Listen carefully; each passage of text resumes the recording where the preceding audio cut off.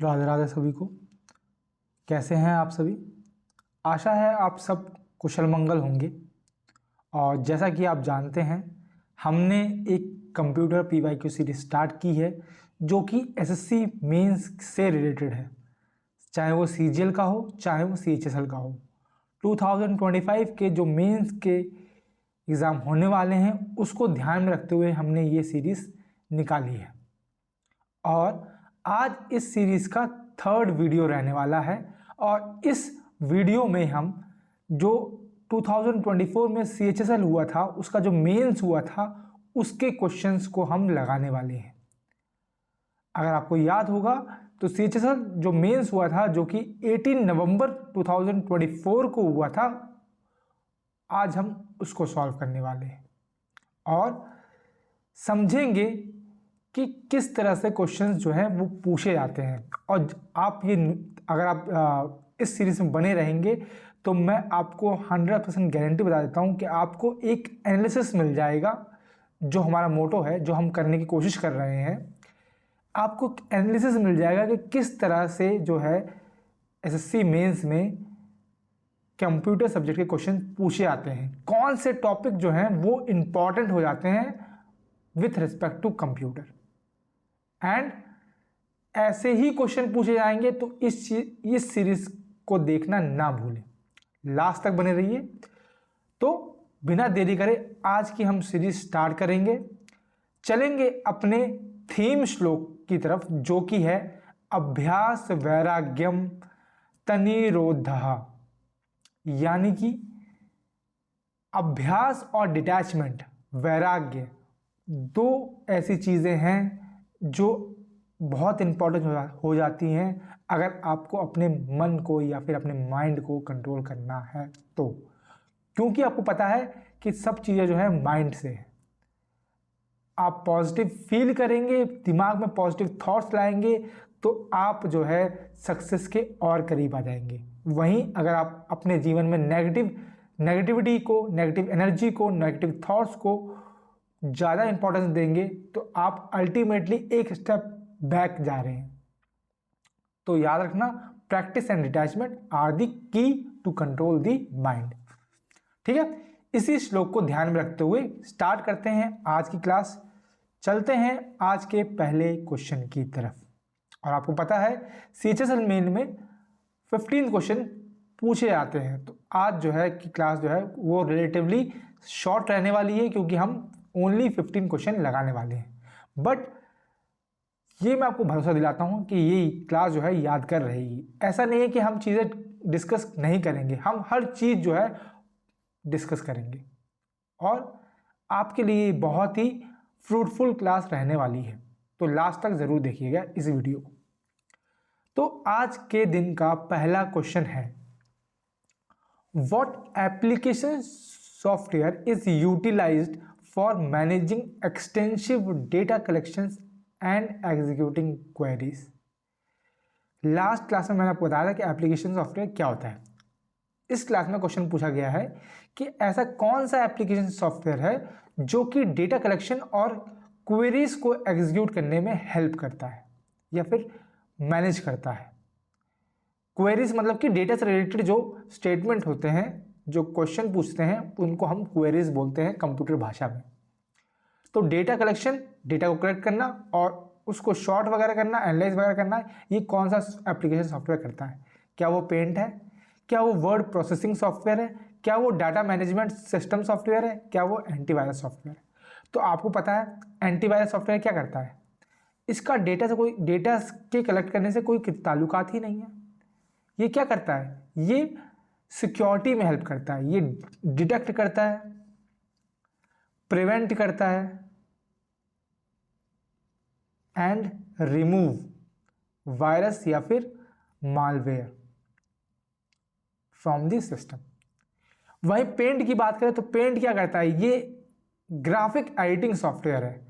इसमें हम जो है ड्रॉ वगैरह कर सकते हैं और एक इमेज को एडिट वगैरह कर सकते हैं। Graphic editing software. ठीक है, अगर बात करूं मैं वर्ड प्रोसेसिंग सॉफ्टवेयर की, तो वर्ड प्रोसेसिंग सॉफ्टवेयर में क्या करते हैं हम टेक्स्ट को फॉर्मेट कर सकते हैं, हम कोई चीज़, कोई पैराग्राफ, कोई टॉपिक को लिख सकते हैं। किसमें? वर्ड प्रोसेसर में। तो it is use for creating and formatting and editing text. ठीक है, तो द करेक्ट आंसर जो कि डेटा मैनेज करता है, डेटा कलेक्ट करता है या एग्जीक्यूट करता है क्वेरीज को, तो that is DBMS, database management system software. ठीक है, इसको हम DBMS भी बोलते हैं। ओके, तो ये चीज आपको ध्यान रखनी है। आगे आते हैं, और ये हम ऑलरेडी डिस्कस कर चुके हैं कि अच्छा सॉफ्टवेयर क्या होता है। हम थोड़ा सा इसको रिवाइज कर लेते हैं, एक तरह रिवाइज नजर देखते हैं।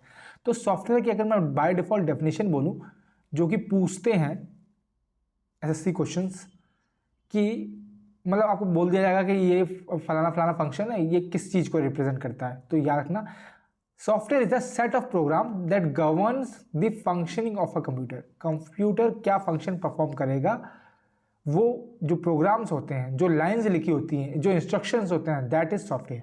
सॉफ्टवेयर दो प्रकार के होते हैं मेनली, एक होता है सिस्टम सॉफ्टवेयर, एक होते हैं एप्लीकेशन सॉफ्टवेयर। हम ऑलरेडी डिस्कस कर चुके हैं, फिर भी एक बार रिवाइज कर लेते हैं। सिस्टम सॉफ्टवेयर आर दो software that control the internal computer operation. Internal computer operation को जो कंट्रोल करते हैं उनको हम सिस्टम सॉफ्टवेयर बोलते हैं। जैसे कि ये फर्दर कैटेगराइज हैं दो कैटेगरी में, एक को हम बोलते हैं सिस्टम मैनेजमेंट सॉफ्टवेयर, जो सिस्टम को मैनेज करते हैं, और एक को बोलते हैं डेवलपिंग सॉफ्टवेयर, है ना, जो प्रोग्रामिंग से रिलेटेड है। जैसे कि प्रोग्रामिंग लैंग्वेज हो गया, लैंग्वेज ट्रांसलेटर हो गया, लिंकर हो गया, लोडर हो गया, ये सब क्या है, ये सब डेवलपिंग सॉफ्टवेयर है। वहीं सिस्टम मैनेजमेंट जैसे कि operating system, Windows, Mac OS, Android या डिवाइस ड्राइवर, ये सिस्टम यूटिलिटीज, ये सब क्या है, ये सब सिस्टम सॉफ्टवेयर के अंतर्गत आती है। बात करें एप्लीकेशन सॉफ्टवेयर की, तो अब एप्लीकेशन सॉफ्टवेयर क्या है, it carries out necessary operations for a specified application, या फिर आप कह लो स्पेसिफाइड फंक्शंस। ये एक स्पेसिफाइड फंक्शन परफॉर्म करते हैं।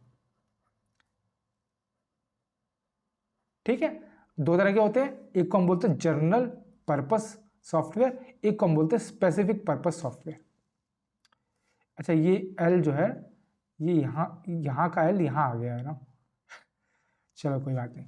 तो जनरल पर्पस सॉफ्टवेयर जैसे कि वर्ड प्रोसेसर, पेंट, है ना, ये जनरली सबके लिए अवेलेबल है। प्रेजेंटेशन, स्प्रेडशीट, इमेज एडिटर, ये आपको जब भी आप मोबाइल लोगे या फिर लैपटॉप लोगे तो ये बाय डिफॉल्ट आपको मिल जाएंगे। स्पेसिफिक पर्पस क्या है, जो आपको डाउनलोड करना पड़ता है या फिर आपको बनाने पड़ते हैं स्पेसिफिक पर्पस के लिए। जैसे आप देखते हैं कि जैसे बहुत से टीचर्स जो हैं उनके खुद के एप्लीकेशंस हैं, है ना, या फिर स्कूल में जो है खुद का मैनेजमेंट सॉफ्टवेयर होता है, या फिर जैसे पेटीएम है, पेटीएम को खुद का है, गूगल का खुद का है, बिलिंग सिस्टम है। तो ये सब क्या है, स्पेसिफिक पर्पस हैं, जिनको स्पेसिफिक पर्पस स्पेसिफिक ऑर्गेनाइजेशन के लिए बनाया गया है ना, जो स्पेसिफिक उन्हीं एक पर्टिकुलर एरिया या फिर एक पर्टिकुलर ऑर्गेनाइजेशन के लोगों के लिए ही है। समझ रहे हो। और जनरल पर्पस सॉफ्टवेयर क्या है, वो सभी इस्तेमाल करते हैं, जैसे पेंट हो गया, वर्ड प्रोसेसर हो गया, प्रेजेंटेशन हो गया, स्प्रेडशीट हो गया, सभी इस्तेमाल करते हैं। ठीक है, वो किसी स्पेशल लोगों के लिए नहीं है। तो this is our basic structure of software. ठीक है, तो ये चीज आपको समझनी है। अगले क्वेश्चन पे आते हैं, how can using a smiley and emoji, smiley और इमोजी जो है, help reduce misunderstanding in an instant messaging. अब ये तो देखो, ये तो जनरल, इसने दिल की बात पूछ ली। दिल की बात क्या पूछ ली, इसने बोला कि जो स्माइली और जो इमोजी होती हैं, जैसे कि ये सब जो होते हैं, जो हम यूज़ करते हैं व्हाट्सएप में अक्सर, ये अक्सर तो हम इसका ज़्यादा इस्तेमाल करते हैं, दिल का, है ना, बाकी सबका तो हम कम ही इस्तेमाल करते हैं।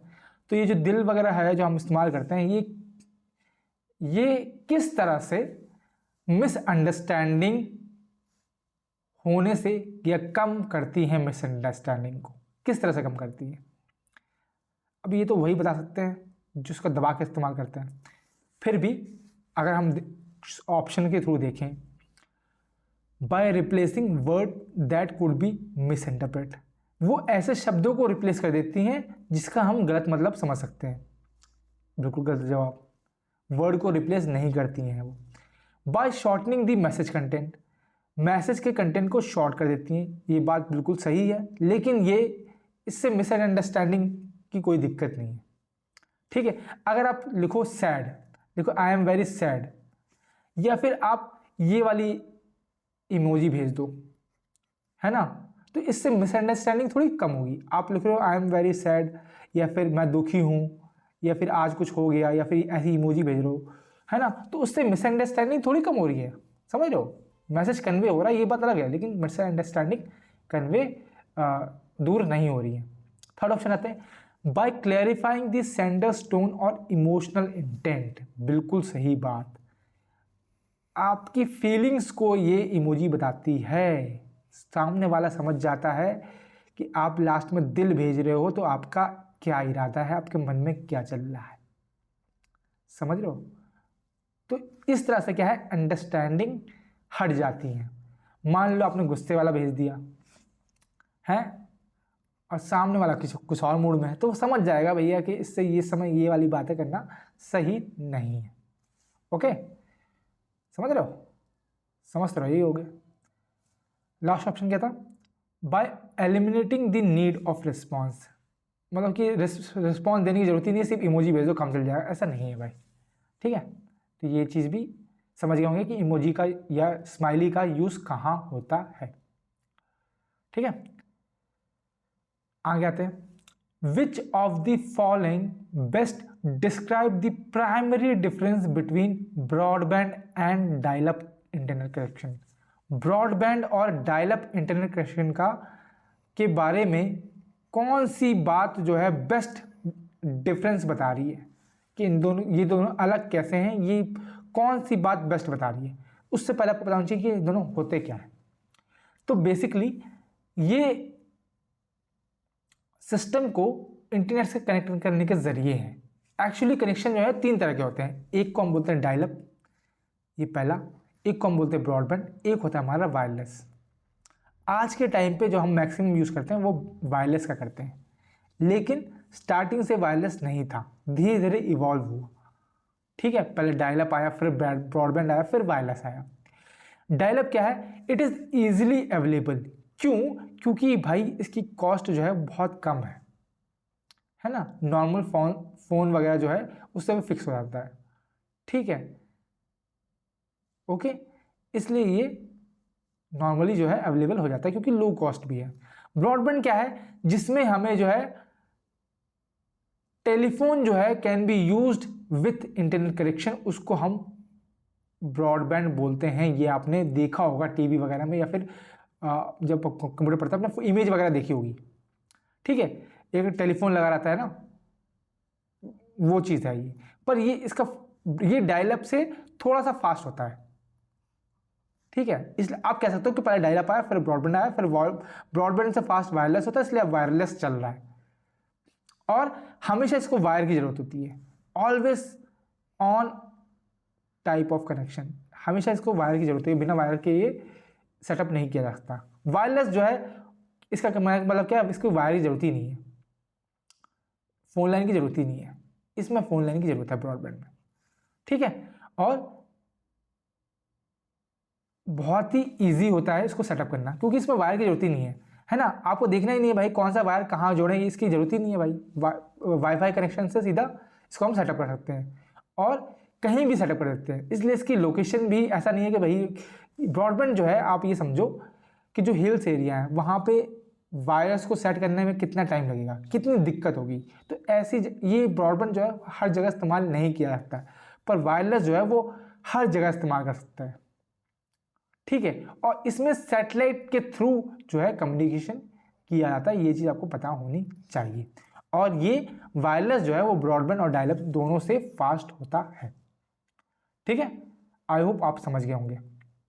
आते हैं अब ऑप्शन के थ्रू, क्या पूछा था, क्या बोला है कि क्या डिफरेंस हो सकता है। तो broadband is only available in urban areas while dial up is available everywhere.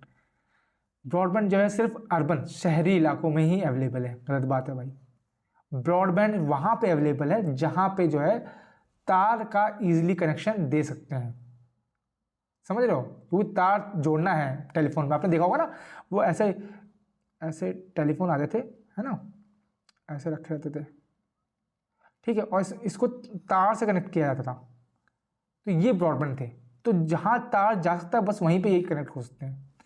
Dial-up uses a telephone line, बिल्कुल सही बात है। Wide broadband uses various technology for higher speed up. अच्छा सॉरी सॉरी सॉरी, ये जो मैंने बताया ये डायल-अप का था, सॉरी सॉरी सॉरी, ये डायल-अप का एग्जाम्पल है। ब्रॉडबैंड जो है वो वायरलेस वायर टेक्नोलॉजी भी इस्तेमाल करता है, और प्लस आपने देखा होगा राउट वो मॉडेम वगैरह भी जो है, ये ब्रॉडबैंड आपने देखा है ना, टेलीफोन की तरह होता है। मैं फोटो दिखा नहीं सकता, फोटो लगाई है कि मैंने एक बार दिखा देता हूँ, शायद नहीं लगा रखी है, ठीक है, तो एक बार सर्च करेंगे आप तो ब्रॉडबैंड जो है वो वायर प्लस अदर टेक्नोलॉजी का भी इस्तेमाल करता है फॉर हायर स्पीड। तो ये आपका ऑप्शन सही हो जाएगा, ठीक है, ये ऑप्शन आपका सही हो जाएगा, ठीक है। Dial-up uses require cable connection but broadband does not, ऐसा नहीं है भाई, broadband is slower then dial-up, ये भी गलत बात है। तो मतलब कि ऑप्शन बी जो है आपका सही हो जाएगा, ठीक है। तो यहाँ पे जो मैंने एक बात बोली है वो करेक्ट कर लीजिएगा कि डायल-अप में भी वायर चाहिए और ब्रॉडबैंड में भी वायर चाहिए, दोनों में वायर चाहिए, है ना। फ़र्क ये है कि ब्रॉडबैंड जो है वायर के साथ साथ और भी अदर टेक्नोलॉजी की इस्तेमाल करता है, इसलिए ये फास्ट होता है डायल-अप से, ओके। और डायल-अप जो है वो टोटली टेलीफोन लाइन पे डिपेंड है, टेलीफोन लाइन नहीं है तो आप डायल-अप कनेक्शन स्टैब्लिश नहीं कर सकते, ओके। और नेक्स्ट क्लास में अगर ये क्वेश्चन पूछा जाएगा तो मैं इसके फोटो लगाना बिल्कुल नहीं भूलूंगा, आपको जरूर बताऊंगा कि किस तरह से ये दिखता है, ठीक है। एक बार आप फिर भी एक बार आप गूगल पर सर्च कर लेंगे तो आपको थोड़ा सा बेहतर आइडिया मिल जाएगा, क्योंकि आप जैसे इमेज देखते हैं, मेरा ऐसा मानना है कि आप फोटो के थ्रू जो है बेहतर चीज़ें सीख सकते हैं, ओके।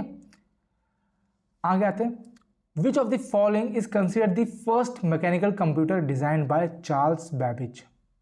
तो चार्ल्स बेबेज ने सबसे पहला मैकेनिकल कंप्यूटर कौन सा बनाया था, डिजाइन किया था। और क्या आपको पता है कि चार्ल्स बेबेज को ही हम फादर ऑफ कंप्यूटर बोलते हैं। फादर ऑफ कंप्यूटर किसको बोलते हैं, चार्ल्स बेबेज को ही बोलते हैं, ठीक है। और इन्होंने पहला मैकेनिकल कंप्यूटर कौन सा बनाया था, उसको हम बोलते हैं एनालिटिकल इंजन, जो कब बनाया था इन्होंने, 1830s के दौरान बनाया था।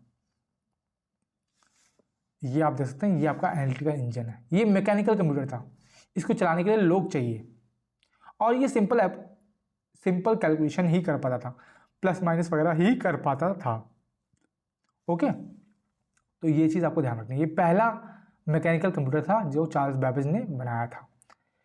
अच्छा बाकी क्या है, एबेकस, एबेकस आपने देखा होगा, एबेकस आपने फोटो पक्का देखी होगी, ऐसे करके ना, ऐसे और ऐसे होता है, उसमें बीड्स लगी होती है, तो ये भी मतलब कि चाइनीज़ लोग जो हैं कैलकुलेशन वगैरह करने के लिए इस्तेमाल करते थे, इसको बोलते हैं एबेकस। ये सिंपल जो है वो काउंटिंग टूल है, सिंपल काउंटिंग टूल है, इससे आप ज़्यादा फंक्शंस परफॉर्म नहीं कर सकते, ठीक है, मल्टीप्लाई वगैरह डिवाइड वगैरह नहीं कर सकते, एडिशन और सब्ट्रैक्शन ही कर सकते हैं। जो एनियक है और जो यूनिवैक है, एनियक पहले आया था, ये 1945 में बनाया गया था। इसका फुल नेम क्या है, इसका फुल नेम है electronic numerical integrator and computer, ठीक है। वहीं यूनिवैक जो है ये 1950s के टाइम पे बनाया गया था। ये एनीवैक का अपडेट वर्जन कह सकते हो आप, इसको बोलते हैं यूनिवर्सल ऑटोमेटिक कंप्यूटर, यूनिवैक, ठीक है। जो एनियक की लिमिटेशंस थी, जो एनियक नहीं कर पाता था, वो यूनिवैक में भी अवेलेबल थी, बट यूनिवैक जो है अगर हम देखेंगे तो उसके भी अपडेट आए, आगे चल के और भी आया, तभी तो आज हम लैपटॉप वगैरह इस्तेमाल कर रहे हैं। लैपटॉप एकदम से थोड़ी बन गया है भाई, धीरे धीरे जो है प्रोग्रेस हुई है, ठीक है। तो ये चीज़ आपको ध्यान रखनी है, ओके। और एक चीज़ और पता होनी चाहिए आपको, अच्छा एक चीज़ मुझे और बता दो आप, एक IBM कंपनी है, IBM कंपनी ने एक कंप्यूटर बनाया था, वो आप मुझे नाम बता दीजिए, उसका क्या नाम रखा था, साथ साथ वर्ल्ड का पहला सुपर कंप्यूटर आप मुझे बता दीजिए, ये भी पूछा गया है, तो इसका नाम आप मुझे बता दीजिए, वर्ल्ड का पहला फर्स्ट सुपर कंप्यूटर का नाम क्या था, कमेंट सेक्शन में ज़रूर बताइएगा, ठीक है। आगे आते हैं, which of the following is an essential role of ROM in a computer system. तो रोम का कंप्यूटर सिस्टम में क्या रोल होता है? ठीक है, अब आप देख रहे हैं कि रैम और रोम से जो क्वेश्चंस हैं वो पूछे जा रहे हैं काफ़ी ज़्यादा, तो इस पे आप फोकस कर सकते हैं। यही मेरा इस PYQ सीरीज का सिद्धांत है कि हम जो है एक पैटर्न देख सकें कि कहाँ से क्वेश्चन जो है मैक्सिमम पूछे जा रहे हैं, बार बार पूछ रहे हैं, तो उन पे जो है हम अपनी पकड़, उन पे जो है हम अच्छा खासा नॉलेज रख लें। ठीक है, तो आपको पता है दो तरह की प्राइमरी मेमोरी थी, एक को हम रैम बोलते हैं, एक को हम रोम बोलते हैं। रैम को हम बोलते हैं random access memory, random access memory, और रोम को हम बोलते हैं read only memory, read only memory. ये दोनों जो है प्राइमरी मेमोरी की टाइप्स हैं। रैंडम एक्सेस मेमोरी जो है वो टेम्पररी होती है, यानी कि ये वॉलेटाइल होती है नेचर की, वहीं परमानेंट जो है वो नॉन वॉलेटाइल होती है, यहाँ पर मेंशन भी है। रैम में जो है स्टोरेज कैपेसिटी कम होती है, इसलिए डेटा जो है MBs में स्टोर होता है। वहीं रोम जो है वो उसकी स्टोरेज कैपेसिटी बहुत ज़्यादा होती है, इसलिए ये GB में होती है। ठीक है, रोम जो है वो सिस्टम का बायोस जो है वो स्टोर करती है, जो कंप्यूटर सिस्टम को स्टार्ट करने के लिए जो इंस्ट्रक्शन चाहिए वो रोम में स्टोर होते हैं। वही रैम जो है हम नॉर्मल डेटा परफॉर्म कर रहे हैं, मान लो हम पेंट का इस्तेमाल कर रहे हैं इसमें विंडोज़ में, हम प्रेजेंटेशन बना रहे हैं, तो उस टाइम पे जो हमारी मेमोरी एक्टिव होगी that is your RAM, RAM। ठीक है, रैम में हम राइटिंग और रीडिंग दोनों कर सकते हैं। रोम में जो है राइटिंग करना इतना पॉसिबल नहीं है because it is read only memory. But ऐसा नहीं है कि हम बिल्कुल ही नहीं कर सकते। रोम के आप जब मैं टाइप्स बताऊंगा तो आप जानेंगे कि बहुत सी रोम ऐसी होती है जिसमें हम राइट कर सकते हैं, और जो कॉमनली यूज्ड मॉडर्न एरा में रोम है उसको हम फ्लैश रोम भी बोलते हैं। ये चीज़ भी आपको पता होनी चाहिए। क्वेश्चन पे आते हैं, तो रोम का एसेंशियल रोल क्या होता है? स्टोरिंग डेटा टेम्परली, बिल्कुल गलत, ये परमानेंटली डेटा स्टोर करती है। Storing data permanently for boot process, बिल्कुल सही जवाब। बायोस जो है इसमें स्टोर होता है और ये परमानेंटली डेटा स्टोर करती है। परफॉर्मिंग कैलकुलेशन, ये कैलकुलेशन जो है अभी मेमोरी का काम नहीं होता है, किसका होता है? ये अरिथमेटिक एंड लॉजिक यूनिट का काम होता है। Storing files created by user, ये फाइल्स कहाँ स्टोर होती हैं? ये किसका काम होता है? ये मेमोरी मैनेजमेंट का काम होता है। इससे रोम का और रैम का जो है ज़्यादा ताल्लुकात नहीं है। बट ये चीज़ ध्यान रखनी है कि जो हम फ्रीक्वेंटली फाइल्स ओपन करते हैं वो कैशे मेमोरी में स्टोर होती हैं। ये फ्रीक्वेंटली हम जो डेटा देख रहे होते हैं, कर रहे होते हैं इस पर काम, वो जो है वो कैश मेमोरी में स्टोर होता है। ठीक है, उसके बाद जो है चलो वो आगे हम डिस्कस करेंगे, रजिस्टर्स वगैरह क्या होते हैं, उस पर क्वेश्चंस जरूर आएंगे सीरीज में, तो हम तब डिस्कस करेंगे। तो ये रैम और रोम आप अच्छे से याद कर लीजिएगा, इस पर क्वेश्चंस ऑलरेडी बहुत सारे आपको देखने को मिल रहे हैं। आगे आते हैं, which of the following protocols is commonly used for data encapsulation in वैन। अब वैन क्या होता है? वाइड एरिया नेटवर्क, ये तो मैंने आपको बताया। सिटी से बड़ा जो नेटवर्क होता है उसको हम वाइड एरिया नेटवर्क बोलते हैं। अब उसमें पूछा है कि डेटा एनकैप्सुलेशन के लिए कौन से प्रोटोकॉल यूज होते हैं। अब प्रोटोकॉल क्या होता है? Protocol basically set of rules and regulations होते हैं, set of rules and regulation. For example अगर मैं आपको नॉर्मल भाषा में समझाऊं, जब आप ट्रैफिक में निकलते हैं तो लाल बत्ती पे क्यों रुकते हैं? हरी बत्ती पे क्यों चलते हैं? हरी बत्ती पे क्यों नहीं रुकते? बिकॉज एक रूल्स एंड रेगुलेशन सेट है। तो बेसिकली क्या है, हम एक प्रोटोकॉल को फॉलो कर रहे हैं। सेम चीज जो है जब डेटा एनकैप्सुलेशन हमें करना पड़ता है तब उसके लिए भी प्रोटोकॉल्स यूज होते हैं। ठीक है, तो आपको बताना कौन सा होता है? TCP/IP, high level data link control, wifi, Ethernet. तो देखो वाईफाई तो क्या है? वाईफाई तो बेसिकली टेक्नोलॉजी है, ये प्रोटोकॉल नहीं है। It is wireless networking technology, है ना, ये प्रोटोकॉल नहीं है, टेक्नोलॉजी है। और सेकंड चीज जो आपको याद रखनी है वाईफाई के बारे में कि ये हम लैन में यूज करते हैं। वैन में नहीं करते, वाइड एरिया नेटवर्क में नहीं करते, ये लोकल एरिया नेटवर्क में हम वाईफाई का इस्तेमाल करते हैं। वही सेम चीज़ ईथरनेट जो है वो भी हम लैन में करते हैं, वो हम वैन में नहीं करते। ठीक है, टीसीपी आईपी की बात करें तो ये जो है ट्रांसफर कंट्रोल प्रोटोकॉल और इंटरनेट प्रोटोकॉल, ये जो है दोनों ये नेटवर्किंग और इंटरनेट उसके प्रोटोकॉल हैं। नेटवर्किंग और इंटरनेट इनके प्रोटोकॉल है ना, कि मतलब किस तरह से जो आपने ऑनलाइन सर्च कर रहे हो, आप गूगल पर सर्च कर रहे हो, तो वो है ना, वो कैसे कैसे आपको मिल जाएगा, क्या करेगा, कौन सा सही साइट है, कौन सी फ्रॉड साइट है, ये सब जो है सब चीज़ें जो हैं ये किस पे काम करती हैं, टीसीपी आईपी प्रोटोकॉल पर करती हैं। मतलब कि किस तरह से आपका डेटा जाता है इंटरनेट पे, उस वो चीज़ जो है वो टीसीपी आईपी प्रोटोकॉल फॉलो करती है। तो आप देख सकते हैं कि 3 ऑप्शन तो आप ऐसे हैं जिसका डेटा एनकैप्सुलेशन से कोई मतलब ही नहीं है ना, तो आप सीधा सीधा एलिमिनेट कर सकते हैं अगर आपको टर्म्स ही पता है कि एक्चुअल में ये होती क्या है। तो डेटा एनकैप्सुलेशन के लिए वैन में 2 तरह के प्रोटोकॉल्स होते हैं। एक को हम बोलते हैं high level data link control protocol, जिसको हम बोलते हैं HDLC, और दूसरा हमारा होता है HDLC के अलावा दूसरा हमारा होता है PPP प्रोटोकॉल।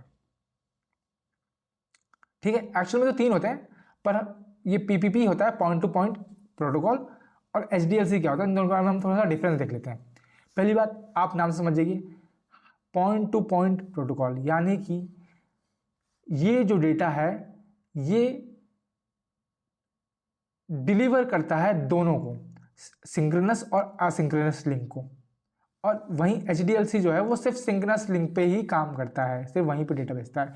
साथ साथ ये एक पॉइंट से दूसरे पॉइंट को ही डेटा भेजता है, लेकिन यहाँ पे जो है ये मल्टी पॉइंट है, मतलब एक पॉइंट से बाकी कंप्यूटर्स को भी भेज सकता है HDLC। ये जो है सिर्फ एक कंप्यूटर से दूसरे कंप्यूटर तक के ही डेटा भेजता है। ठीक है, साथ साथ HDLC में क्या है, HDLC प्रोटोकॉल जो है it provides error detection but does not provide error correction. Error को डिटेक्ट तो करता है लेकिन करेक्ट करने का काम इसका नहीं है। लेकिन पॉइंट टू पॉइंट प्रोटोकॉल क्यों है, क्यों इसका फायदा ये है कि ये एरर डिटेक्शन भी करता है और साथ साथ एरर करेक्शन भी करता है, कि मतलब कि अगर मेरा डेटा जो है नहीं पहुंच रहा है वहां तक या कोई दिक्कत आ रही है तो उसको ये करेक्ट भी कर देता है। HDLC जो है वो सिर्फ बता देगा कि भाई ये दिक्कत है। ठीक है, बाकी इसके सिंटेक्स की अगर बात करें तो सिंटेक्स के रिलेटेड ये है कि it does not have a protocol type field, इसलिए ये मल्टीपल प्रोटोकॉल्स सपोर्ट नहीं करता। वहीं इसके पास जो है एक प्रोटोकॉल टाइप्स होता है, इसलिए ये मल्टीपल प्रोटोकॉल सपोर्ट करता है। ये सिंटेक्स रिलेटेड है, इसके बारे में आपको ज़्यादा जानकारी जानने की जरूरत नहीं है। ठीक है, याद रखना है कि ये दोनों जो हैं ये क्या है आपके, ये डेटा एनकैप्सुलेशन प्रोटोकॉल्स हैं। ठीक है, डेटा किस तरह से एनकैप्सुलेट होगा, किस तरह से ट्रैवल करेगा, किस तरह से जाएगा, किस तरह से एक्ट करेगा, कौन से रूल्स फॉलो करेगा, ये हैं आपके। ठीक है, तो ये चीज आपको ध्यान रखनी है। आगे आते हैं, keyboard shortcut to save as a document in MS Word 2019 MS Word में अगर हमें सेव करना है एक डॉक्यूमेंट को, हम तो कौन सा शॉर्टकट इस्तेमाल करते हैं, F12, F10, F9, F11। तो हम यूज़ करते हैं F12, या फिर हम कंट्रोल के साथ S दबाएंगे तब भी सेव हो जाएगा। लेकिन अगर हम कंट्रोल बटन का इस्तेमाल नहीं करना चाहते तो हम F12 भी दबाएंगे तब भी हम उस डॉक्यूमेंट को सेव कर सकते हैं। वहीं मैं बात करूं F11 की, तो F11 से क्या है, हम नेक्स्ट फील्ड में जा सकते हैं। It help in navigate to next field. ठीक है, या फिर हम स्विच कर सकते हैं, अगर इसको दूसरी भाषा में बोलूं तो मैं स्विच बिटवीन डिफरेंट फील्ड्स, या फिर स्विच बिटवीन डिफरेंट फील्ड्स।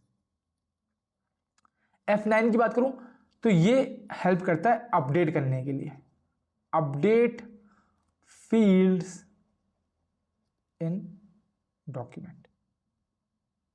ठीक है, अगर मैं बात करूं F10 की, तो ये न्यू वर्जन में तो कुछ काम नहीं करता, लेकिन पुराने वर्जन में ये मेन्यू बार को एक्टिवेट कर देता था, मेन्यू बार को एक्टिवेट कर देता था F10। ठीक है, और अगर मैं और अच्छा, आपको पता है क्या, आपको पता है कि F1 से लेके F12 तक होती हैं ये बटनें, F1 F2 F3 F4 F5, ये सब जो है इसको हम फंक्शंस कीज बोलते हैं। क्यों बोलते हैं? क्योंकि ये डिफरेंट फंक्शंस परफॉर्म करती हैं। ठीक है, और जैसे आपने देखा कि कंट्रोल के साथ हमने S दबा दिया या कंट्रोल ऑल्ट के साथ हमने कुछ दबा दिया, F12 के साथ हमने कुछ नहीं दबा सकते, नॉट पॉसिबल, कोई शॉर्टकट नहीं है। ठीक है, F12 का हम इस्तेमाल कर सकते हैं, लेकिन F12 या फंक्शन कीज के बाद हम कोई कीज नहीं दबा सकते, ऐसा कोई शॉर्टकट नहीं क्रिएट करेगी। ये स्पेसिफिकली एक फंक्शंस के लिए होती है। हर ये F1 से लेकर F12 तक ये हर एक बटन का अपना एक स्पेसिफिक फंक्शन है, उसको दबाओगे तो डायरेक्ट ऑटोमेटिकली वो खुल जाएगा। जैसे F12 दबाओगे तो डायरेक्ट ऑटोमेटिकली डॉक्यूमेंट जो है वो सेव हो जाएगा। ठीक है, मतलब सेव वाला डायलॉग बॉक्स खुल जाएगा जिसमें आप नाम देंगे और फिर सेव कर लेंगे। वैसे अगर मैं बात करूं F1 से F12 तक, तो आप ये देख सकते हैं F1 अगर आप दबाओगे तो हेल्प मेन्यू आपका खुल जाएगा, हेल्प डायलॉग बॉक्स खुल जाएगा। F2 से आप रीनेम कर सकते हैं, जो सेलेक्ट करोगे आप उसको उसके बाद F2 दबा देंगे तो आप रीनेम कर लोगे। F3 से आप सर्च कर सकते हैं। F4 जो है आप ऐसे यूज़ नहीं कर सकते, आप ऑल्ट के साथ F4 यूज़ कर सकते हैं। उससे क्या होगा, उससे या तो डिवाइस शट डाउन हो जाएगा, या फिर आपने करंट मान लो आपने पेंट खोल रखा है या फिर MS वर्ड खोल रखा है तो वो बंद हो जाएगा, क्लोज हो जाएगा। तो क्लोज एप्लीकेशन को करने के लिए भी हम ऑल्ट प्लस F4 करते हैं। ठीक है, ये चीज़ आपको याद नहीं है। साथ साथ अगर आप लैपटॉप में देखेंगे तो लैपटॉप में ये है क्या, मतलब कि वॉल्यूम अप बटन भी बना होता है, ऐसे वॉल्यूम इसमें प्लस लिखा होता है, तो F4 दबाते रहेंगे तो वॉल्यूम बढ़ती रहती है। ये लैपटॉप में मतलब हर एक लैपटॉप का अपना अपना अलग अलग है, ये चीज़ है। F5 जो है वो रिफ्रेश करने में हेल्प करती है सिस्टम को। F6 जो है हाईलाइट एड्रेस बार को हाईलाइट करती है। F7 स्पेलिंग चेक करने में हेल्प करती है। F8 जो है बूट मेन्यू में जाने पे हेल्प करती है। F9 रिमूव करती है सिलेक्टेड आइटम्स को। F10 जो है वो शिफ्ट के साथ अगर हम F10 दबाएंगे तो वो राइट क्लिक वाला काम करती है। ठीक है, F11 से हम फुल स्क्रीन जा सकते हैं, और F12 जो है वो सेव करती है डॉक्यूमेंट को। तो ये सारी क्या है, ये सारी हैं आपकी फंक्शन कीज, ये याद रखना है। This all are function keys जो स्पेसिफिकली एक पर्टिकुलर फंक्शन परफॉर्म करती हैं। ओके, ठीक है, आगे आते हैं। Which of the following keywords shortcut is commonly used to rename a file और folder in a window OS। अभी हमने देखा, जस्ट अभी देखा कि अगर आपको एक फाइल को रीनेम करना हो, फोल्डर को रीनेम करना हो, तो आपको कौन सी बटन दबानी है? देखो यहाँ पर वापस कौन सी दबानी है? F2 दबानी है। तो F2 will be the correct answer. ठीक है, अब बाकी कंट्रोल R से क्या होता है, उससे भी रिफ्रेश होता है, और F5 से भी रिफ्रेश होता है, रिफ्रेश या फिर रीलोड। और कंटेंट लिखना था ना, कंटेंट लिखना था, सॉरी। कंट्रोल F5 दबाएं अगर, तो कंट्रोल F5 क्या करेगी, ये आप समझने वाली बात है।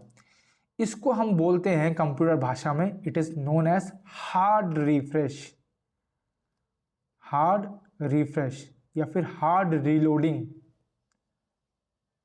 ठीक है, एक्चुअल में इसका मतलब क्या है कि जब हम रिफ्रेश करते हैं ना, तो हम कैशे मेमोरी को भी रिफ्रेश करते हैं, लेकिन जब हार्ड रिफ्रेश का मतलब क्या है, हम बाईपास कर रहे हैं कैशे मेमोरी को,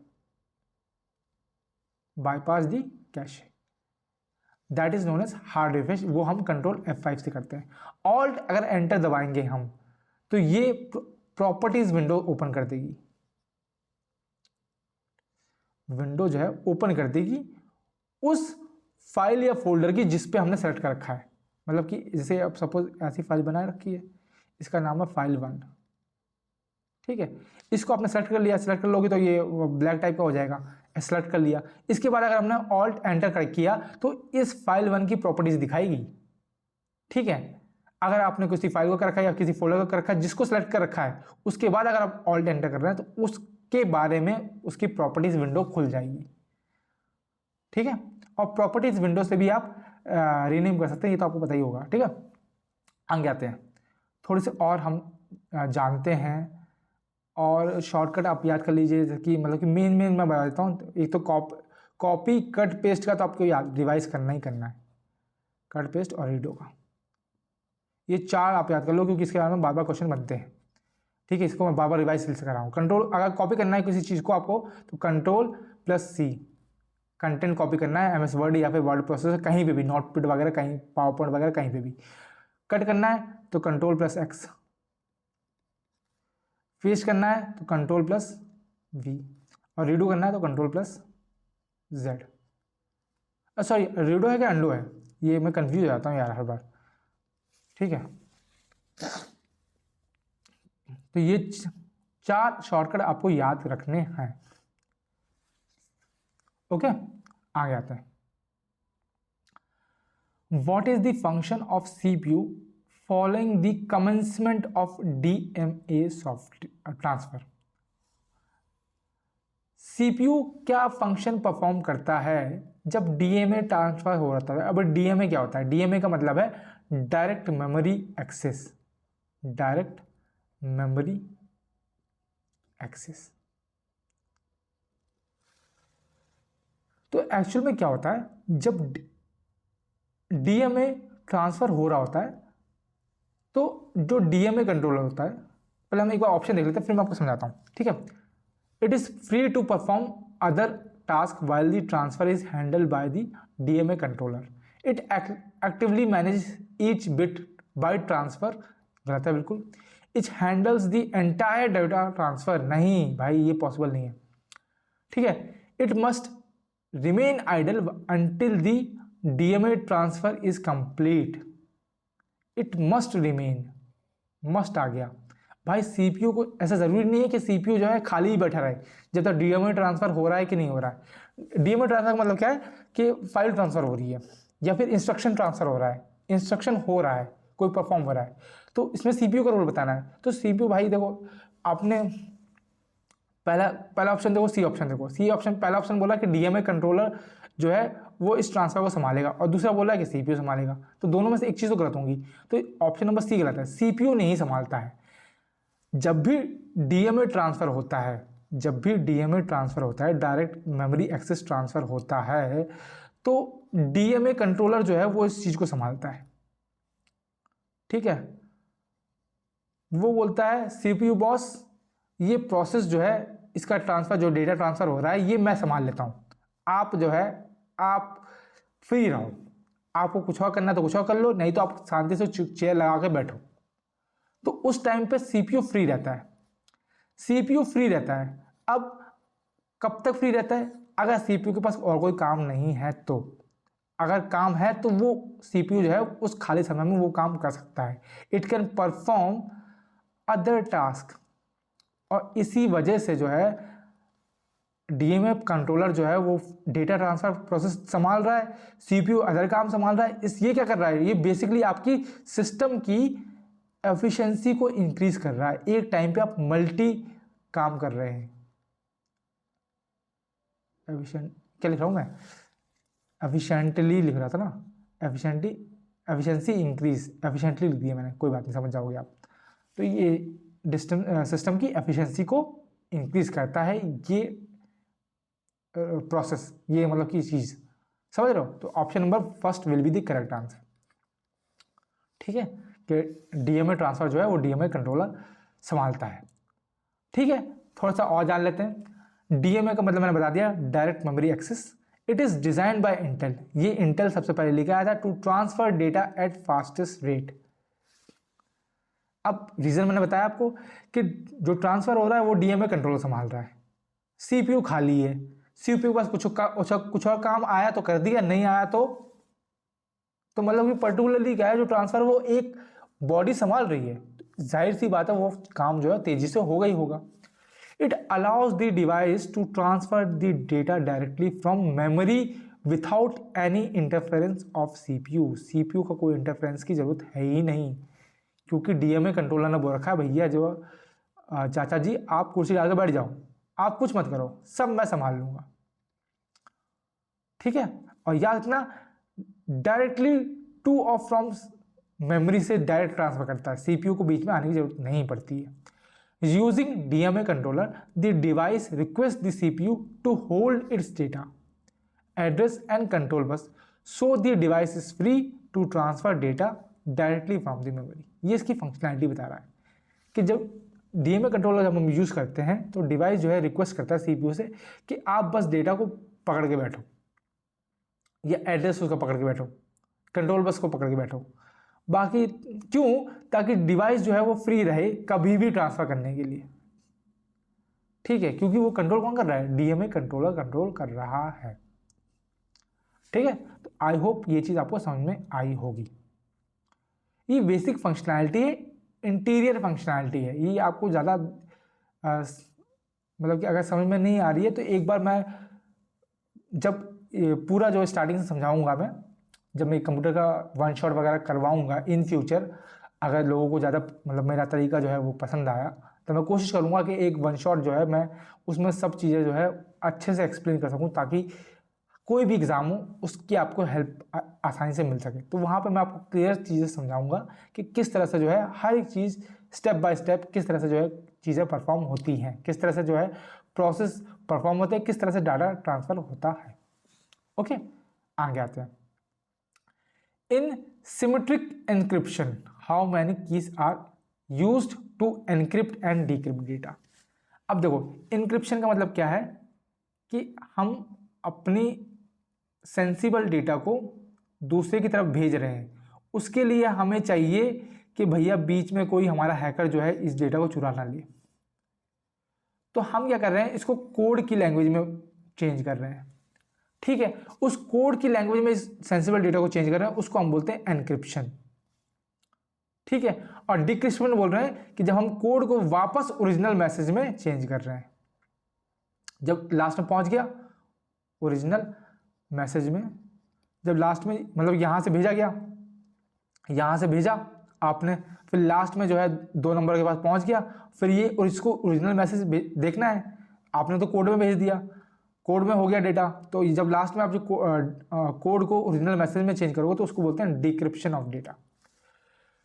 तो सेंसिबल डेटा को या फिर अपने डेटा को जब हम कोड की भाषा में लिखते हैं तो उसको बोलते हैं एनक्रिप्शन, और वो 2 तरह का होता है, एक को हम बोलते हैं सिमेट्रिक, एक को हम बोलते हैं एसिमेट्रिक।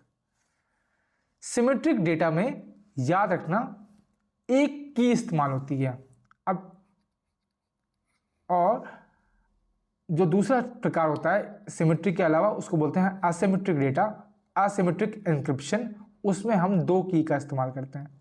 अभी की क्या होती है, ठीक है, वो मैं बताऊंगा। ठीक है, थोड़ा मैं एक्सप्लेन करता हूं आपको सिमेट्री और असिमेट्रिक डेटा का। ऐसे समझो आप, देखो की मतलब चाबी। ठीक है, आपने मतलब कोई मान लो ये आप हो और ये वो है जिसको आपको मैसेज भेजना है। ठीक है, समझ गए, आपने कोई मैसेज भेजा, अब आप सिमेट्रिक एनक्रिप्शन का यूज कर रहे हैं, तो आपने एक मैसेज भेजा, उसको आपने लॉक कर दिया, उसको आपने कोड में चेंज कर दिया, आपने उसके ऊपर ताला लगा दिया। ठीक है, वो ताले की जो चाबी है, ठीक है, वो ताले की चाबी है, मतलब आपने उसको कोड बना दिया, उस जो जिस आपने ओरिजिनल मैसेज को जब कोड बना दिया उसको हम बोलते हैं cipher text. Coded message is known as cipher text, या फिर एनक्रिप्टेड मैसेज या फिर encrypted message is known as cipher text, जो कोड भाषा में हो गया। अब उस कोड भाषा को वापस ओरिजिनल मैसेज के लिए खोलना है, मतलब उस ताले को वापस खोलना है, तो आप वापस चाबी का इस्तेमाल करोगे। जब ये चाबी सेम होती हैं, इसके पास ये जो चाबी इसको लॉक करने के लिए इस्तेमाल की गई है, इसको एनक्रिप्ट करने के लिए इस्तेमाल की गई है, वही चाबी जो है हम उसको खोलने के लिए इस्तेमाल कर रहे हैं, उस प्रोसेस को हम बोलते हैं सिमेट्रिक एनक्रिप्शन। ठीक है, जब चाबियां अलग अलग होती हैं, जब 2 चाबियां होते हैं, एक को बोलते हैं पब्लिक की, एक को बोलते हैं प्राइवेट की। ठीक है, पब्लिक की हमेशा जो है सेंडर के पास होती है, और प्राइवेट की जो है हमेशा वो रिसीवर के पास होती है।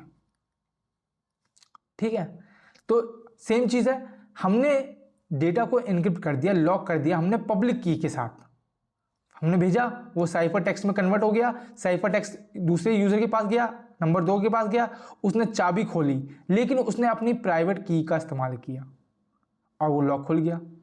ठीक है, और फिर उसने ओरिजिनल मैसेज ले लिया। तो ऐसे केस में जहाँ 2 चाबियाँ इस्तेमाल होती हैं, क्या बोलते हैं, एन्क्रिप्शन के लिए अलग की इस्तेमाल होती है, डिक्रिप्शन के लिए अलग की इस्तेमाल होती है, उसको हम बोलते हैं एसिमेट्रिक इंक्रिप्शन। ठीक है, अभी आपको बस इतना समझना है कि इसमें 2 चाबी इस्तेमाल होती है, एक को पब्लिक की बोलते हैं, एक को प्राइवेट की बोलते हैं। कैसे काम करता है ये हम फर्दर देखेंगे, अभी इतनी ज़रूरत नहीं है। ठीक है, तो याद रखना है, सिमेट्रिक में डेटा को एनक्रिप्ट और डिक्रिप्ट करने के लिए सिर्फ एक चाबी चाहिए जो कि सेम रहती है। एसिमेट्रिक एन्क्रिप्शन में डेटा को एनक्रिप्ट करने के लिए अलग चाबी चाहिए, डिक्रिप्ट करने के लिए अलग चाबी चाहिए। ठीक है, आगे आते हैं। Which type of e commerce model is exemplified by Amazon. Amazon जो है, जो आपकी शॉपिंग साइट है, वो किस तरह का ई कॉमर्स मॉडल का इस्तेमाल करती है। B2C जिसको हम बोलते हैं business to consumer, B2B business to business, C2C consumer to consumer, या C2B कंज्यूमर टू बिजनेस। तो अमेजन जो है वो basically business to consumer model का इस्तेमाल करती है। ठीक है, जो C2C है, कंज्यूमर टू कंज्यूमर, जैसे कि आपने eBay देखी है ना, eBay साइट, वो क्या है, basically consumer to consumer model का इस्तेमाल करती है। जैसे कि क्रेगलिस्ट एक साइट है ना, ये भी क्या है, ये भी कस्टमर टू कस्टमर।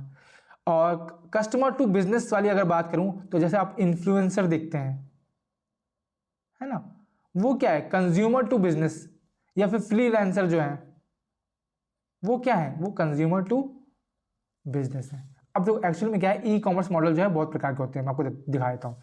जैसे कि एक होता है बिजनेस टू बिजनेस, एक होता है बिजनेस टू कंज्यूमर, एक होता है कंज्यूमर टू कंज्यूमर, एक होता है कंज्यूमर टू बिजनेस, एक होता है बिजनेस टू गवर्नमेंट, एक होता है कंज्यूमर टू गवर्नमेंट, और एक होता है बिजनेस टू कंज्यूमर। तो ये है ई कॉमर्स मॉडल। ठीक है, इनका मतलब क्या है, मतलब आप समझ सकते हैं कि जैसे कि अगर मैं बात करूं अमेजन की, तो अमेजन क्या है, अमेजन है बिजनेस टू कंज्यूमर। कहने का मतलब क्या है, उसका खुद का एक बिजनेस है, ठीक है, लेकिन वो सामान किसको दे रहा है, वो कंज्यूमर को दे रहा है, वो घर घर तक जो है सामान पहुंचा रहा है। समझ रहे हो, वो जो है उसकी कम्युनिकेशन जो है वो कंज्यूमर के साथ है। एक बिजनेस है जिसकी जो वार्तालाप है, जो उसके जो जिससे उसको डील करनी है, वो आपके कंज्यूमर्स हैं। तो दैट इज योर अमेजन। ठीक है, कंज्यूमर टू कंज्यूमर कैसे हो गया, कंज्यूमर टू कंज्यूमर, जैसे आपने पुराने टाइम पे जो है बार्टर सिस्टम चलता था, है ना, कि एक मार्केट लगती थी, वहां जाके तुमने मुझे गेहूं दिया तो मैं तुम्हें चावल दे दूंगा। तो ये क्या है, कंज्यूमर टू कंज्यूमर हो रहा है, कंज्यूमर भी वहीं पे और दूसरा कंज्यूमर भी वहीं पे। तो this is your consumer to consumer business model, sorry e commerce model. ठीक है, वैसे कंज्यूमर टू बिजनेस है, बिजनेस टू गवर्नमेंट है। समझ रहे हो, तो ये सब आप थोड़ा सा ध्यान रखिएगा, क्योंकि जब अमेजन पे क्वेश्चन पूछा है तो जरूरी नहीं है कि मतलब बाकी चीज़ें भी पूछता है। वैसे अमेजन, फ्लिपकार्ट, मिंत्रा, ये सब जो है ये बिजनेस टू कंज्यूमर ही कॉमर्स मॉडल का यूज करते हैं, तो ये चीज़ आपको ध्यान रखनी है। ओके, आगे आते हैं। Which browser extension can be used to download an entire web page for offline use. अब देखो ब्राउजर क्या होता है, ब्राउजर ब्राउज, ठीक है, ब्राउज कीवर्ड से ब्राउज समझ रहे हैं, ब्राउज मतलब कि क्या है, कुछ ढूंढना, ऐसे एप्लीकेशन जिसपे आपको कुछ सर्च कर सकते हो, है ना, जैसे आपका गूगल क्रोम हो गया, समझ रहे हो, आपका यूसी ब्राउजर पहले इस्तेमाल करते थे, ओपेरा इस्तेमाल करते थे, वो क्या है, वो बेसिकली ब्राउजर है। ठीक है, तो ऐसा कौन सा ब्राउजर है जहां पे जो है आप वेब पेज को डाउनलोड कर सकते हो, ताकि आप बिना ऑफलाइन यूज का मतलब क्या है, बिना इंटरनेट कनेक्शन के भी उसको इस्तेमाल कर सको। या फिर कहने का मतलब क्या है, पूरी वेबसाइट को, एंटायर वेबसाइट को आप डाउनलोड कर सकते हैं। वेब पेज और वेबसाइट का पता है ना कि एक बहुत सारी वेब पेज मिलकर वेबसाइट बनाते हैं फॉर ऑफलाइन यूज़। तो ऐसा कौन सा ब्राउज़र है जो ये इस्तेमाल कर, जो ये इस चीज़ के लिए इस्तेमाल किया जाता है? तो that is your web scrap book. ठीक है, बाकी नाम आपने सुन रखे होंगे। ग्रामरली क्या करता है? ग्रामरली एप्लीकेशन क्या करता है? ये आपकी इंग्लिश की ग्रामर सही करता है, जैसे इंटरव्यू वगैरह के लिए। ये बेसिक तरह राइटिंग असिस्टेंट कह लो आप इसको, एक तरह का ये राइटिंग असिस्टेंट होता है जो आपको देखता है कि भैया आपने जो है ग्रामर किस तरह की इस्तेमाल कर रखी है, अपने सेंटेंस फॉर्मेशन सही है कि नहीं है, स्टाइल जो है वो उसको चेक करता है, स्टाइल चेक करता है ना, कि प्रोफेशनल है कि नहीं है ये सब। एड ब्लॉक क्या करता है? नाम से पता चल रहा है, ये एड को ब्लॉक करता है। Block ads on web pages. ठीक है। एवर नोट क्या करता है? एवर नोट ये क्या करता है? नोट्स बनाने में हेल्प करता है, सेविंग नोट्स बनाने में, अलाउ सेविंग नोट्स बनाने में हेल्प करता है। ठीक है। ऐसे ही और कौन कौन से ब्राउज़र होते हैं? मैंने दो नाम बता दिए, यूसी ब्राउज़र हो गया, ओपेरा हो गया, है ना, इंटरनेट एक्सप्लोरर हो गया, ठीक है, गूगल क्रोम हो गया, गूगल क्रोम, और अच्छा माइक्रोसॉफ्ट का भी एक कौन सा है वो, माइक्रोसॉफ्ट एक्सेस, वो उसका एक्सेस ही तो है शायद, वो उसका बाय डिफ़ॉल्ट जो है माइक्रोसॉफ्ट का ब्राउज़र है। ठीक है, एक्सेस ही है, नाम मैं एकदम भूल जा रहा हूँ मैं उसका क्या नाम है। ठीक है, आगे आते हैं। What does control we shortcut की डू? अभी मैंने बताया कि कंट्रोल वी जो है वो किस तरह इस्तेमाल होती है। मैंने आपको बताया ना कि इनके बारे में क्वेश्चन बार बार पूछा जाता है। तो अब अभी आप लाइव एग्जाम्पल है इस क्या बोलते हैं PYQ में ये पूछ लिया। कंट्रोल वी क्या करती है? It paste the copied content, paste कर देती है जो हमने कंटेंट को कॉपी किया है उसको। सेव करने के लिए क्या इस्तेमाल करते हैं? Control S. कट करने के लिए कंट्रोल CTRL X। एक डॉक्यूमेंट में एक टेक्स्ट को ढूंढने के लिए कौन सा इस्तेमाल करते हैं? Control F for find. याद रहेगा। और देख लेते हैं और फंक्शन देख लेते हैं एक बार। कंट्रोल B क्या करता है? टेक्स्ट को बोल्ड बना देता है। C for copy, D for file down, F for find, G for go to. किसी एक पैराग्राफ में किसी लाइन में पहुंचना है या किसी शब्द पर पहुंचना है तो आप गो टू का इस्तेमाल करते हैं। H फॉर रिप्लेस, एक शब्द को मैंने हेलो को मुझे हाई में चेंज करना है तो मैं क्या करूंगा? इसको फाइंड करूंगा और इससे इसको रिप्लेस कर दूंगा, तो वो control H। I for italic, italic करना है एक लाइन को या फिर एक शब्द को तो उसके लिए हम control I। K for insert hyperlink, ये भी मैंने बहुत बार बताया है। N से हम न्यू वर्कबुक ओपन करते हैं, है ना। O से हम ओपन फाइल करते हैं, कोई भी हमें फाइल खोलनी हो, ठीक है। P से हम प्रिंट डायलॉग बॉक्स पे जाते हैं। R से हम फिल को राइट फिल करते हैं। S से हम सेव करते हैं। T से हम टेबल क्रिएट करते हैं, कंट्रोल T। U से हम अंडरलाइन करते हैं। V से हम पेस्ट करते हैं। W से हम विंडो को क्लोज करते हैं, और अगर हमें विंडो क्लोज करनी है तो हम Alt F4 का भी इस्तेमाल कर सकते हैं। ठीक है, तो ये हमने ऑलरेडी देख लिए। X से हम क्या करते हैं? कट करते हैं। ओके, Z से हम क्या करते हैं? रीडो करते हैं, अंडू करते हैं, अंडू करते हैं। ठीक है, तो ये सब चीज़ें आपको पता होनी चाहिए। कंट्रोल के साथ हम कौन कौन सी बटन दबाएंगे तो हम क्या क्या शॉर्टकट पाएंगे, ये हमें ऑलरेडी याद होने ही चाहिए। ये बार बार पूछे जा सकते हैं, पूछे जाते हैं, पूछे जा सकते नहीं है, पूछे जाते हैं। आप जितने भी मैं सेशंस कराऊंगा आप हर सेशन में देखेंगे कि किसी ना किसी शॉर्टकट के बारे में क्वेश्चन पूछा गया है। और कट, कॉपी, पेस्ट और अंडू, ये तो आपको याद होने ही चाहिए। इनके बारे में तो क्वेश्चन भर भर के पूछ लेते हैं हर शिफ्ट में लगभग, मतलब कि मान लो कि 90% चांस है कि इनके चारों के ऊपर एक क्वेश्चन बनता है। तो ये तो आप याद ही कर लो। ठीक है, फंक्शंस की याद कर लो जो मैंने करवा दी है आपको सारी। एक बार रिवाइज करवा दूंगा मैं वापस जब हम क्वेश्चन देखेंगे उस तरह के। ठीक है, आते हैं अगले क्वेश्चन पे। अगला क्वेश्चन है, which option in the print dialog box allow you to save a web page as a digital file instead of printing it. Print dialog box में कौन सा ऑप्शन है जो प्रिंट ना करके आपको मदद करता है कि आप उसको फाइल को सेव कर लो? कौन सा ऑप्शन है? Select printer, print preview, save to as PDF या प्रिंट टू फाइल। तो आप साफ साफ देखते हैं कि सेव करने के लिए एक ही ऑप्शन दिख रहा है, सेव एज पीडीएफ। ये ऑप्शन क्या करता है, उस डॉक्यूमेंट को आपकी पीडीएफ एक्सटेंशन में सेव करने में हेल्प करता है। सिलेक्ट प्रिंटर क्या करता है, आप कौन सा प्रिंटर से प्रिंट करना चाहते हैं। मान लो आपके पास 2-3 प्रिंटर हैं, आप कौन से प्रिंट करना चाहते हैं, वो हेल्प करता है सिलेक्ट प्रिंटर ऑप्शन।